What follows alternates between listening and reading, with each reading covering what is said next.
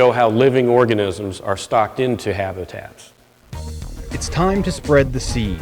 Clam seed, that is. The Cornell Cooperative Extension Hatchery at their Cedar Beach facility in Southold is doing just that. Greg Rivara is an extension educator and is in charge of the hatchery. Greg oversees the project. We entered into an agreement with the County of Suffolk, who owns the facility and the surrounding acreage, part of Cedar Beach County Park.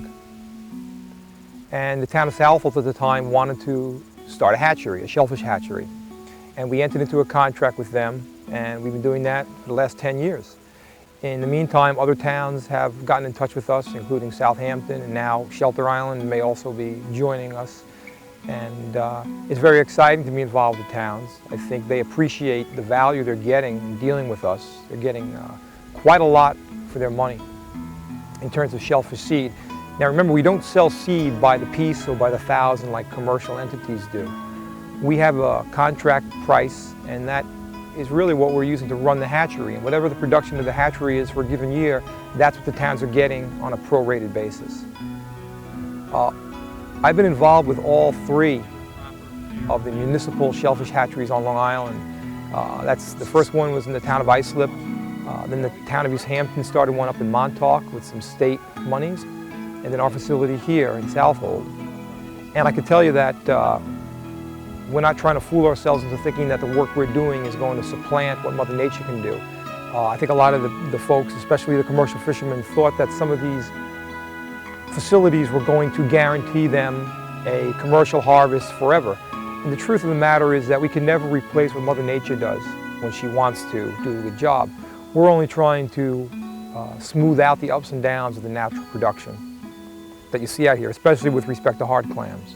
Well, we start out in, say, the end of 1999, talking to the trustees in that case, because the trustees in Southampton are the ones that are controlling all the woodlands, and it's their budget. Out of their budget is what's paying us the monies to run the hatchery for them. And we'll talk to them and say, what are you looking to do in the year 2000? Are you still interested in working with us? And they said, yes. We're interested mostly in clams this year. They've got a really good oyster set in Mecox Bay. They don't really need our oysters from the hatchery. They have a natural hatchery, and you can't beat a natural hatchery when it comes to shellfish. So we grew clams from them. We grew about 3 million clams for the town of Southampton. About September, early October, I'll make a call. In this case, to John Semlier, who's kind of leading the trustees. Today we're planting seed clams and oysters with the help of Greg Rivara from Cornell Cooperative Extension.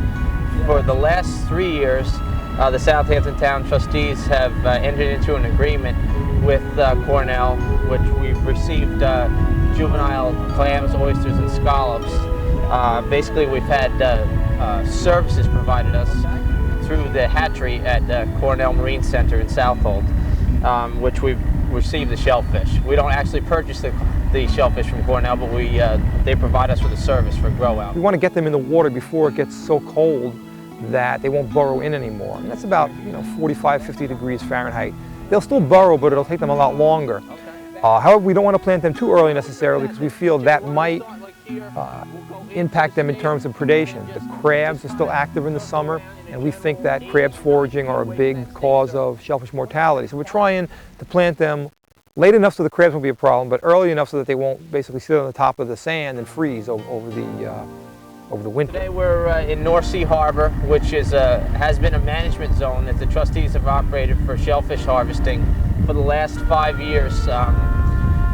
When I say management zone, it's all year long it's open to recreational shellfish harvesting, but only certain weeks during the season that it's open to commercial harvesting. This has been a cooperative agreement between the Southampton Town Baymen's Association and the Southampton Town trustees, where we've allowed limited access to the shellfish resource here, so that it gave the stocks a chance to not be over-harvested. You have to remember that really the whole oyster and clam culture, the hatchery culture operations began on Long Island back in the 1920s and 30s. On the East Coast for our species, New York was really ground zero for the development of the hatchery techniques that we still use today, some of them. So this was the epicenter of it, and I still think that we're probably head and shoulders above many of the other states in terms of our municipal plantings and the amount of money and effort that goes into it.